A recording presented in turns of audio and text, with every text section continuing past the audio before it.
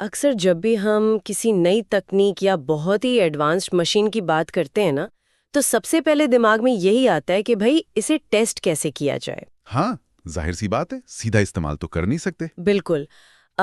चलिए इसे एक उदाहरण से समझते हैं। मान लीजिए कि एक बिल्कुल नई, अत्याधुनिक और बहुत ही एडवांस्ड ऑफ-रोड गाड़ी तैयार की गई है। अच्छा। और इस व्हीकल को हमेशा हमेशा के लिए किसी अनजान, खतरनाक और बीहड़ जंगल में भेजा जाने वाला है। तो जाहिर सी बात है, इसे सीधा उस जंगल में तो उतार नहीं देंगे। बिल्कुल नहीं, उसका एक प्रॉपर टेस्ट होगा। हाँ, सबसे पहले उसे किसी ऐसी जगह पर उसकी सबसे खतरनाक और मुश्किल टेस्ट ड्राइव पर ले जाया जाएगा। जहाँ ये देखा जा सके कि गाड़ी की चेसिस कितनी मजबूत है सही कहा। और उसके सिस्टम्स कितने भरोसेमंद हैं। और सबसे जरूरी बात ये कि उसे चलाने वाले लोग उस भयंकर दबाव को झेल सकते हैं या नहीं। इस ड्राइव सिर्फ उस मशीन के पुर्जों की क्षमता परखने के लिए नहीं होती, वो इंसान और उस मशीन के बीच के तालमेल और अप्रत्याशित हालात में उनके काम करने के तरीके को समझने के लिए भी होती है। बिल्कुल। और जब ये जंगल अंतरिक्ष का अथाह अंधेरा होना, तो चुनौती का स्तर कई गुना बढ़ जाता है। हाँ, और यही वजह है कि आज 11 अप्रैल 2026 को हम जिस विस्तृत चर्चा में शामिल हो रहे हैं, वो कोई साधारण टेस्ट ड्राइव नहीं है। जी, आज की सबसे बड़ी खबर। बिल्कुल। नासा की एक्सपर्ट पैनल रिपोर्ट के अनुसार आर्टेमिस 2 मिशन का क्रू सफलतापूर्वक धरती पर वापस आ गया है। एक बहुत बड़ी ऐतिहासिक उपलब्धि। हाँ, उनका स्पेसक्राफ्ट, जिसे इंटेग्रिटी नाम दिया गया है, उसने अपना ऐतिहासिक सफर पूरा कर लिया है और सही सलामत वापस आ गया है। जी। लेकिन आज के इस गहन विश्लेषण का मुख्य मकसद सिर्फ ये बताना नहीं है कि एक स्पेसक्राफ्ट धरती पर आ गया है। हम इस बात की गहराई में जाएंगे कि पिछले 50 सालों में पहली बार हुए इस क्रूड लूना मिशन ने आगे के मार्स, यानी मंगल ग्रह के मिशंस, हाँ, मार्स और चांद पर हमेशा के लिए बसने वाले मिशंस की नींव असल में कैसे रखी है। और इस नींव को समझने के लिए सबसे पहले ये समझना जरूरी है कि ये सफर अपने आप में कितना बड़ा था। दूरी के हिसाब से? बिल्कुल।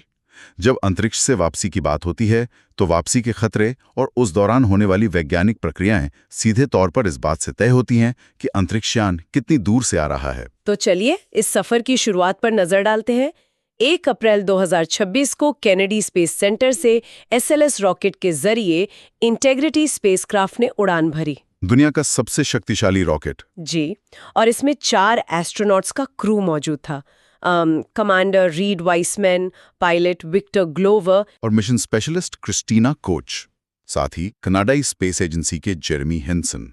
बिल्कुल। और फिर 6 अप्रैल को इनका लूनर फ्लाईबाय हुआ और इसी के साथ एक नया इतिहास रच दिया गया। इंसान धरती से अब तक की सबसे दूर की यात्रा पर गया। हाँ, लगभग 2,52,756 मील दूर, मतलब किलोमीटर्स में कहें तो करीब 4,06,000 किलोमीटर दूर। ये कोई छोटी मोटी दूरी नहीं है। और एक बहुत बड़ी बात ये रही कि 50 सालों में पहली बार चांद के फार साइड, मतलब उस हिस्से को इंसानों ने अपनी आंखों से देखा जो धरती से कभी दिखाई ही नहीं देता, जो हमेशा हमसे छिपा रहता है। हाँ। पर यहाँ मैं थोड़ा रुक कर एक आम धारणा पर सवाल उठाना चाहूंगी। जी, पूछिए। अक्सर लोग ये सोच सकते हैं कि अंतरिक्ष में जाना तो अब बहुत आम बात हो गई है। इंटरनेशनल स्पेस स्टेशन पर तो लोग लगातार आते जाते रहते हैं। हाँ, ये सवाल बहुत बार उठता है। तो फिर इस मिशन में ऐसा क्या अलग है?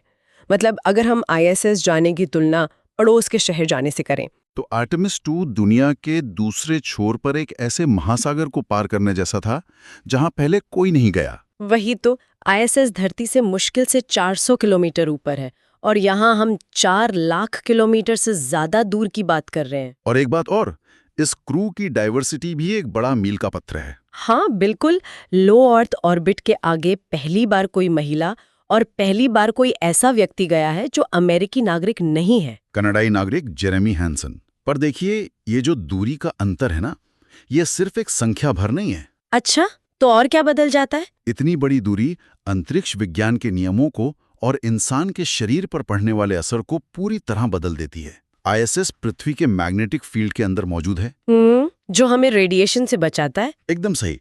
ये चुंबकीय क्षेत्र एक बहुत बड़े और मजबूत सुरक्षा कवच की तरह काम करता है, जो धरती के आसपास मौजूद एस्ट्रोनॉट्स को खतरनाक सोलर रेडिएशन और कॉस्मिक किरणों से बचाता है। मतलब ISS पर एस्ट्रोनॉट्स एक तरह से सुरक्षित बुलबुले में रहते हैं। हाँ, लेकिन जब कोई स्पेसक्राफ्ट चांद की तरफ बढ़ता है तो वो पृथ्वी के सुरक्षा कवच से पूरी तरह बाहर निकल जाता है। बाप रे। डीप स्पेस की इन्हीं परिस्थितियों का परीक्षण करना इस मिशन का मुख्य उद्देश्य था। नासा को ओरायन स्पेसक्राफ्ट के लाइफ सपोर्ट सिस्टम, नेविगेशन और उसके थर्मल प्रोटेक्शन को उन असली और भयानक परिस्थितियों में टेस्ट करना था, जहां धरती से कोई तुरंत मदद नहीं पहुंच सकती। बिल्कुल। लेकिन नासा के पास तो हमेशा बैकअप का बैकअप होता है ना? हाँ, वो तो उनकी पहचान है। तो क्या सच में हम कह सकते हैं कि यहाँ कोई प्लान बी नहीं था? अगर अंतरिक्ष में कुछ खराब होता है तो क्या मिशन कंट्रोल धरती से कोई रिमोट कमांड देके स्पेसक्राफ्ट को नहीं संभाल सकता? देखिए, रिमोट कमांड्स दिए जरूर जा सकते हैं, लेकिन यहाँ टाइम डिले सबसे बड़ा दुश्मन बन जाता है। Time delay? हाँ, मतलब सिग्नल पहुंचने में जो वक्त लगता है। जी हाँ। जब कोई यान पृथ्वी के करीब होता है तो संचार लगभग रियल टाइम में होता है। आप बोलेंगे और तुरंत जवाब आएगा।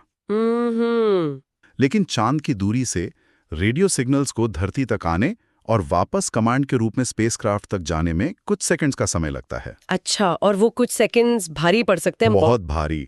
अगर कोई क्रिटिकल वॉल्व फेल होता है या ऑक्सीजन प्रेशर अचानक गिरने लगता है तो मिशन कंट्रोल को सिग्नल मिलने में ही देर हो जाएगी। बिल्कुल। और उनका जवाब स्पेसक्राफ्ट तक वापस पहुंचने में लगने वाले वे कुछ सेकंड्स अंतरिक्ष में जीवन और मृत्यु के बीच का अंतर हो सकते हैं। समझ गई। इसीलिए ओरियन के सिस्टम्स को इस तरह डिजाइन किया गया है कि वे खुद फैसले ले सकें और एस्ट्रोनॉट्स को भी किसी बाहरी मदद के बिना हर खराबी को ठीक करने के लिए तैयार रहना पड़ता है। और जब हम उसी स्पेसक्राफ्ट के धरती पर सुरक्षित वापसी की बात करते हैं ना, तो यहीं से कहानी का सबसे रोमांचक और दिल दहला देने वाला हिस्सा शुरू होता है।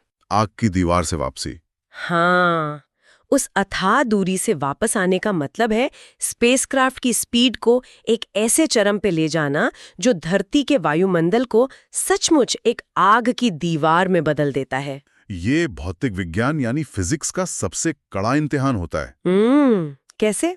जब कोई वस्तु 4 लाख किलोमीटर की दूरी से पृथ्वी के गुरुत्वाकर्षण के खिंचाव में आती है तो ग्रेविटी उसे लगातार अपनी तरफ खींचती है, जिससे उसकी स्पीड लगातार बढ़ती जाती है। बिल्कुल। एक तरह से ये एक बहुत लंबी ढलान से नीचे गिरने जैसा है। ब्रेक लगाने का कोई तरीका नहीं है। और रिपोर्ट के आंकड़े बताते हैं कि 10 अप्रैल को जब इंटेग्रिटी की वापसी हुई तब स्पेसक्राफ्ट की गति मैक 33 थी। मैक 33? मतलब मैक 1 ध्वनि की गति होती है, यानी ये यान ध्वनि की गति से 33 गुना ज्यादा तेज आ रहा था, जो कि लगभग 25,000 मील प्रति घंटा है। 25,000 मील प्रति घंटा। इस भयानक स्पीड पर जब स्पेसक्राफ्ट धरती के वायुमंडल में घुसता है तो उसके सामने की हीट शील्ड पर तापमान लगभग 2760 डिग्री सेल्सियस तक पहुंच जाता है। 2760 डिग्री। लोहा और स्टील भी पल भर में पिघलकर भाप बन जाएं। और इसी बेतहाशा गर्मी और प्लाज्मा बनने के कारण पूरे 6 मिनट का कम्युनिकेशंस ब्लैकआउट हुआ।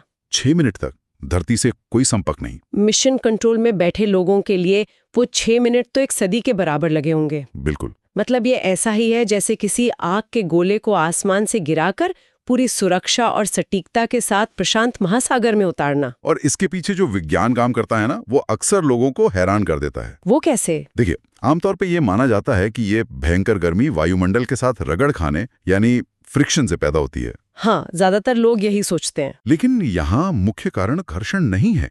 स्पेसक्राफ्ट इतनी तेज गति से नीचे आता है कि उसके ठीक सामने मौजूद हवा को रास्ते से हटने का समय ही नहीं मिलता। अच्छा, तो हवा वहीं फंस जाती है? जी। स्पेसक्राफ्ट उस हवा को एक ही जगह पर बहुत तेजी से धकेलने लगता है, जिससे हवा बहुत ज्यादा कंप्रेस होने लगती है, संकुचित हो जाती है।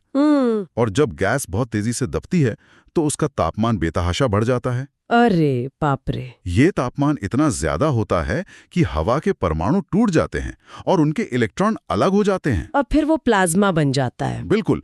गैस प्लाज्मा के एक बेहद गर्म और चमकते हुए खोल में बदल जाती है। और यही प्लाज्मा वो वजह है जिससे रेडियो सिग्नल कट जाते हैं। है ना?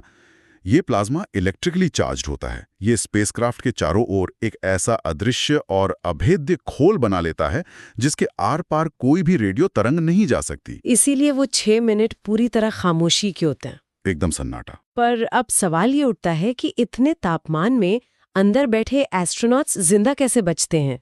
इसका जवाब है उनकी आधुनिक हीट शील्ड। आर्टेमिस 1 के मिशन से मिले डेटा के आधार पर इस बार हीट शील्ड को और भी एडवांस बनाया गया था। इसमें एवोकॉट नाम के किसी खास मटेरियल का इस्तेमाल होता है ना? हाँ, एक खास एब्लेटिव मटेरियल। ये वही बेस मटेरियल है जो अपोलो मिशंस में इस्तेमाल हुआ था, लेकिन इसे एक नए हनीकॉम स्ट्रक्चर में लगाया गया है। मतलब छोटे छोटे ब्लॉक्स में? जी, लगभग 3 लाख से ज्यादा छोटे छोटे ब्लॉक्स। तो ये मटेरियल सिर्फ गर्मी को अंदर आने से रोकता नहीं है, बल्कि इसका काम करने का तरीका कुछ अलग है। ठीक कहा आपने, एब्लेटिव मटेरियल का काम ही चलना होता है। जलना? मतलब वो खुद जल जाता है? हाँ, ये मटेरियल जानबूझकर इस तरह डिजाइन किया गया है कि जब इस पर 2700 डिग्री की गर्मी पड़े तो ये धीरे धीरे जलकर गैस में बदल जाए और टुकड़ों में उड़ता रहे। समझी। ऐसा करते हुए ये अपने साथ उस भयानक गर्मी को स्पेसक्राफ्ट से दूर ले जाता है। एक तरह से ये खुद को कुर्बान करके अंदर बैठे क्रू को बचाता है। वाह! और ये सफलता आर्टेमिस 3 के लिए सबसे बड़ा सबूत है कि हमारा सिस्टम इतने भारी दबाव में पूरी तरह से काम करता है। आर्टेमिस 3 जो कि अगला लूनर लैंडिंग मिशन होगा? बिल्कुल। और उस ब्लैकआउट से सफलतापूर्वक बाहर आने के बाद का नजारा भी अद्भुत था। जी हाँ, आसमान में पैराशूट्स का खुलना। पर 25,000 मील प्रति घंटे की रफ्तार को सिर्फ पानी में गिरने लायक बनाना कोई आसान काम नहीं है। बिल्कुल नहीं। 22,000 फीट की ऊंचाई पर सबसे पहले ड्रोग पैराशूट्स खुले। ड्रोग पैराशूट्स जो कैप्सूल को स्थिर करते हैं। हाँ, इस मिशन में पैराशूट्स की एक पूरी सीरीज का इस्तेमाल हुआ। कुल मिलाकर 11 पैराशूट्स एक के बाद एक बेहद सटीक समय पर खुले। एक भी पैराशूट फेल होता तो बहुत बड़ा खतरा हो सकता था। सही बात है। कैसे? पहले कैप्सूल के कवर को हटाने वाला पैराशूट, फिर वो ड्रोग पैराशूट्स जिनका काम स्पेसक्राफ्ट की शुरुआती गति को तोड़ना होता है। और उसके बाद 3 विशाल मुख्य पैराशूट्स खुले जिन्होंने उस भारी भरकम कैप्सूल की स्पीड को घटाकर सिर्फ 19 मील प्रति घंटे पर ला दिया। मैक 33 से सीधे 19 मील प्रति घंटे पर। और फिर प्रशांत महासागर में सैन डिएगो के तट के पास रात 8:07 पर एक बहुत ही शानदार स्प्लैश डाउन हुआ। सब कुछ एकदम परफेक्ट। वैसे क्रू के सुरक्षित होने की खुशी के बीच रिपोर्ट में एक और चीज का जिक्र है। वो टॉयलेट और पानी वाली बात। हाँ, मिशन के दौरान पीने के पानी के वाल्व और टॉयलेट में कुछ छोटी मोटी समस्याएं आई थी।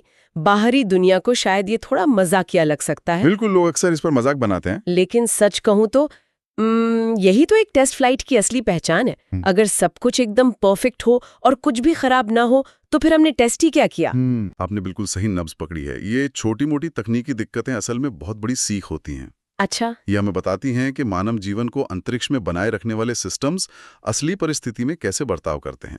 पृथ्वी पर किसी लैब में आप टॉयलेट या पानी के वाल्व को कितनी भी बार टेस्ट कर लें, पर जीरो ग्रेविटी तो अलग ही चीज है ना। बिल्कुल। जब वो सिस्टम जीरो ग्रेविटी में रेडिएशन के बीच लगातार 10 दिनों तक इस्तेमाल होता है तो उसका बर्ताव बदल जाता है। हाँ, ये तो है। इन छोटी कमियों को अभी पहचान कर दूर कर लेना ही आगे के मार्स और लूनर मिशंस को सुरक्षित बनाएगा। सुरक्षित वापसी के बाद के घटनाक्रम को समझना भी उतना ही महत्वपूर्ण है, क्योंकि पानी में यान का उतरना इस मिशन का आखिरी हिस्सा नहीं है, बल्कि एक नए फेज की शुरुआत है। सच कहा जाए तो वहां से इंसानी शरीर पर इस डीप स्पेस सफर के असर का विश्लेषण शुरू होता है। समंदर से सीधा लैब तक का सफर। और रिकवरी ऑपरेशंस एकदम किताब में लिखे नियमों की तरह सटीकता से हुए। यूएस नेवी और नासा की रिकवरी टीमों ने हेलीकॉप्टर्स के जरिए क्रू को समुद्र से निकाला। हाँ, MH-60 सीहॉक्स हेलीकॉप्टर्स के जरिए। जी, और उन्हें सुरक्षित तरीके से USS जॉन पी मर्था जहाज पर पहुंचाया। वहां पहुंचते ही उनके शुरुआती मेडिकल चेकअप शुरू हो गए। और ये चेकअप बहुत ही व्यापक थे। मतलब रिपोर्ट बताती है कि मेडिकल टीमों ने उनके शरीर में फ्लूइड शिफ्ट्स को मापा, तरल पदार्थों का खिसकना। हाँ, और संतुलन से जुड़े वेस्टिबुलर सिस्टम का टेस्ट किया। अंतरिक्ष के रेडिएशन के असर को तुरंत मापा। और अच्छी बात यह है कि क्रू को आधिकारिक तौर पर हैप्पी और हेल्दी बताया गया है। बिल्कुल, लेकिन एक बात जो बहुत दिलचस्प है वो ये कि उन्हें 12 से 24 घंटे के अंदर ही, यानी आज ही के दिन, हाँ आज ही, ह्यूस्टन के जॉनसन स्पेस सेंटर में लाया जा रहा है। जी, अब यहाँ मुझे थोड़ा हैरानी होती है। क्यों? इतने लंबे, चुनौतीपूर्ण और थका देने वाले सफर के बाद क्रू को तुरंत ह्यूस्टन क्यों ले जा रहे हैं? मतलब कोई भी सामान्य इंसान लंबी फ्लाइट के बाद 1-2 दिन आराम चाहता है। जाहिर सी बात है। और ये एस्ट्रोनॉट्स तो चांद का चक्कर लगा कर आए हैं, इतना भारी जी फोर्स बर्दाश्त करके आए हैं। क्या उन्हें रिकवर होने का थोड़ा वक्त नहीं मिलना चाहिए? आम नजरिए से ये सवाल बिल्कुल सही लगता है, लेकिन विज्ञान की दुनिया में, खासकर स्पेस मेडिसिन में, यहाँ वक्त सबसे ज्यादा कीमती है। वक्त कीमती है मतलब डेटा के लिए? जी, एक मिनट का डाटा अमूल्य है। जब इंसान जीरो ग्रेविटी में रहता है तो उसका शरीर उसी हिसाब से खुद को ढाल लेता है। पृथ्वी पर गुरुत्वाकर्षण हमारे खून और तरल पदार्थों को पैरों की तरफ खींचता है, लेकिन अंतरिक्ष में गुरुत्वाकर्षण न होने के कारण वो सारा फ्लूइड शरीर के ऊपरी हिस्से और सिर की तरफ चला जाता है। अच्छा, इसे ही फ्लूइड शिफ्ट कहते हैं। बिल्कुल। इसी तरह कान के अंदर मौजूद वेस्टिबुलर सिस्टम, जो हमारे शरीर का संतुलन बनाता है और हमें बताता है कि ऊपर क्या है और नीचे क्या है, वो ग्रेविटी न होने की वजह से पूरी तरह कंफ्यूज हो जाता है। एकदम सही। मतलब इंसान का शरीर कुछ ही दिनों में एक नए माहौल के हिसाब से काम करने लगता है और पृथ्वी पर वापस आते ही उसे फिर से एक नया झटका लगता है। और यही वो झटका है जिसे मापना जरूरी है। जैसे ही वे वापस धरती के वायुमंडल और 1G के गुरुत्वाकर्षण में आते हैं, शरीर तुरंत फिर से धरती के हिसाब से एडजस्ट करना शुरू कर देता है। ओह! अगर वैज्ञानिकों ने उनका परीक्षण करने में 1 या 2 दिन की भी देरी कर दी, तो शरीर वापस पृथ्वी की सामान्य अवस्था में आ जाएगा। और फिर वो सारा डेटा बेकार हो जाएगा। हम वो बहुत ही महत्वपूर्ण शुरुआती डेटा खो देंगे जो ये बताता है कि एक लंबे डीप स्पेस मिशन के बाद जब शरीर पृथ्वी या किसी ग्रह पर वापस आता है तो वो ठीक उस समय कैसी प्रतिक्रिया करता है। इसीलिए उन्हें तुरंत ह्यूस्टन के एस्ट्रोनॉट क्रू क्वार्टर्स और ह्यूमन हेल्थ लैब्स में ले जाया जाता है। जी। वहां उनके full body scan, bone density test और खून की गहन जांच होती है, ताकि माइक्रोग्रेविटी और रेडिएशन का एकदम ताज़ा असर मापा जा सके। बिल्कुल। और ये जो शुरुआती घंटों का डेटा है ना, ये मंगल ग्रह के मिशन के लिए तो किसी अमृत से कम नहीं है। मार्स मिशन के लिए तो ये फाउंडेशन है, क्योंकि मार्स तक जाने में 7 से 9 महीने का वक्त लगता है। और यही इस डेटा का सबसे बड़ा उपयोग है। मार्स तक पहुंचने के बाद एस्ट्रोनॉट्स को वहां खुद ही सारा काम करना होगा। वहां लैंड करने के बाद उन्हें पानी से निकालने के लिए कोई नेवी की टीम थोड़े मौजूद होगी। कोई हेलीकॉप्टर नहीं होगा रेस्क्यू के लिए। 9 महीने माइक्रोग्रेविटी में रहने के बाद जब इंसान किसी दूसरे ग्रह की सतह पर उतरेगा, तो क्या वो तुरंत अपने पैरों पर खड़ा होकर स्पेस सूट पहनकर काम कर सकता है? यही सबसे बड़ा सवाल है। क्या उसका ब्लड प्रेशर अचानक से गिरने से, जिसे ऑर्थोस्टैटिक इंटॉलरेंस कहते हैं, वो बेहोश तो नहीं हो जाएगा? अरे बाप रे! आर्टेमिस 2 की क्रू के ये मेडिकल चेकअप भविष्य के उसी सवाल का जवाब ढूंढने के लिए किए जा रहे हैं। ये सब सुनकर लगता है कि ये मेडिकल डेटा और इंजीनियरिंग का टेलीमेट्री डेटा सिर्फ इतिहास की किताबों में दर्ज करने के लिए नहीं है। बिल्कुल नहीं। ये असल में आगे आने वाले मिशंस के लिए एक प्रैक्टिकल इंस्ट्रक्शन मैनुअल है। एकदम सही शब्द इस्तेमाल किया आपने। आगे का रास्ता आर्टेमिस 3 और उसके बाद के मिशंस इसी डेटा पर टिके हुए हैं। अगर हम रिपोर्ट में दिए गए तकनीकी पहलुओं को देखें तो ये सिर्फ कंप्यूटर द्वारा उड़ाया गया मिशन नहीं था। जी नहीं, इस मिशन का सबसे महत्वपूर्ण हिस्सा क्रू द्वारा स्पेसक्राफ्ट का मैनुअल कंट्रोल लेना था। तो जब सब कुछ ऑटोमेटिक तरीके से हो सकता है तो इंसान को कंट्रोल देने की क्या जरूरत थी? जरूरत इसलिए थी क्योंकि भविष्य के मिशंस में एस्ट्रोनॉट्स को ओरियन कैप्सूल को लूनर ऑर्बिट में मौजूद गेटवे स्पेस स्टेशन के साथ डॉक करना होगा। अच्छा, उस स्टेशन से जोड़ना हो। हाँ, और 23 टन के इस विशाल कैप्सूल को अंतरिक्ष में मैन्युअली उड़ाना कोई वीडियो गेम नहीं है। बिल्कुल नहीं। कमांडर वाइसमैन और पायलट ग्लवर ने मैनुअल थ्रस्टर्स और रोटेशनल कंट्रोल्स का इस्तेमाल करके ये देखा कि स्पेसक्राफ्ट उनकी कमांड पर कितनी जल्दी प्रतिक्रिया देता है। और उसकी हैंडलिंग का ये डेटा आर्टेमिस 3 की क्रूड लूनर लैंडिंग की सफलता तय करेगा। जी। और इसके साथ ही एक और बड़ी उपलब्धि है, चांद के फार साइड की हाई रेजोल्यूशन इमेजरी। वो तस्वीरें जो पहले कभी नहीं ली गई। हाँ, एस्ट्रोनॉट्स ने चांद के उस हिस्से की ऐसी तस्वीरें ली हैं जो धरती से कभी नहीं दिखता। इन तस्वीरों का इस्तेमाल लूनर साउथ पोल के आसपास अगली लैंडिंग साइट चुनने में किया जाएगा। वो ऐसे क्रेटर्स की तलाश कर रहे हैं जहां हमेशा अंधेरा रहता है, क्योंकि वहीं पानी के बर्फ के रूप में जमे होने की सबसे ज्यादा उम्मीद है ना? बिल्कुल सही। तो यहाँ मैं एक बात बिल्कुल स्पष्ट कर दूं, ये अपोलो मिशंस का कोई रीमेक नहीं है। जी नहीं, लक्ष्य इस बार कुछ और है। हम सिर्फ वहां जाकर झंडा गाड़ने, तस्वीरें खिंचवाने और कुछ पत्थर बटोरकर वापस आने वाले नहीं हैं। हम वहां टिकने की तैयारी कर रहे हैं। बिल्कुल। इस बार हमारा इरादा चांद पर एक परमानेंट बेस बनाने का है। आर्टेमिस 2 अब गेटवे लूनर ऑर्बिट स्टेशन और आगे मार्स मिशंस के लिए एक बहुत ही मजबूत ब्रिज बन गया है। और इस ब्रिज की एक और खास बात यह है कि यह किसी एक देश का प्रयास नहीं है। International partnerships. हाँ, इस बार इंटरनेशनल पार्टनरशिप की भूमिका बहुत बड़ी है। कनाडा स्पेस एजेंसी का ओरियन डॉकिंग सिस्टम में तकनीकी योगदान देखिए, और जेरेमी हैंसन का क्रू में शामिल होना। ये इस बात का सबूत है कि अंतरिक्ष का सफर अब पूरी मानवता का एक साझा मिशन बन चुका है। सही बात है। हमने अभी इंजीनियरिंग, डेटा, मेडिकल चेकअप और ओरियन के लाइफ सपोर्ट सिस्टम्स की बात की। जी।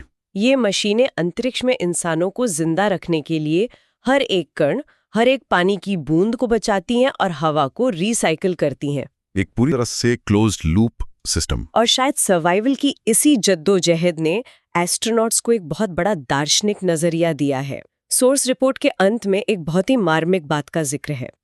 इतनी दूर से धरती को देखने के बाद एस्ट्रोनॉट्स ने जिस चीज को सबसे ज्यादा महसूस किया वो थी सस्टेनेबल एक्सप्लोरेशन और हमारी धरती की नजाकत। इसे ओवरव्यू इफेक्ट कहा जाता है। जब कोई अंतरिक्ष से धरती को देखता है तो वहां कोई सीमाएं या देशों के बॉर्डर नहीं दिखते, बस एक छोटी सी नीली गेंद, सिर्फ एक बहुत ही पतला नीला और नाजुक वायुमंडल दिखता है जो अंतरिक्ष के उस जानलेवा वैक्यूम के बीच हम सभी को जीवित रखे हुए है।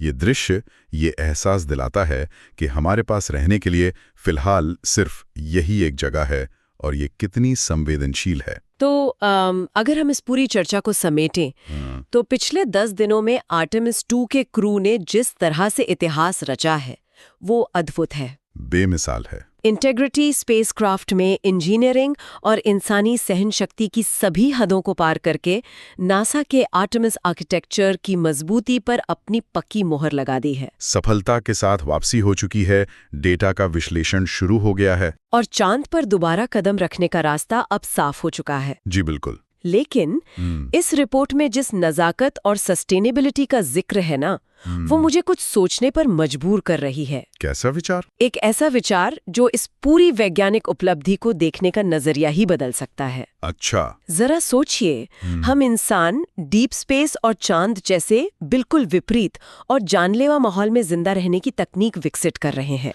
जहाँ ना हवा है ना पानी। बिल्कुल, हम वहाँ एक एक बूंद पानी को रिसाइकल करने की तकनीक बना रहे हैं, सांस लेने वाली हवा को बार बार साफ करने के तरीके खोज रहे हैं और अपने बेहद सीमित रिसोर्सेज को बचाने की हर मुमकिन कोशिश कर रहे हैं। तो क्या ऐसा हो सकता है कि अंतरिक्ष में जिंदा रहने की यही जद्दोजहद, यही तकनीक हमें आखिर में ये सिखाए कि हमारी अपनी इस नाजुक धरती के इकोसिस्टम को कैसे बचाया जाए?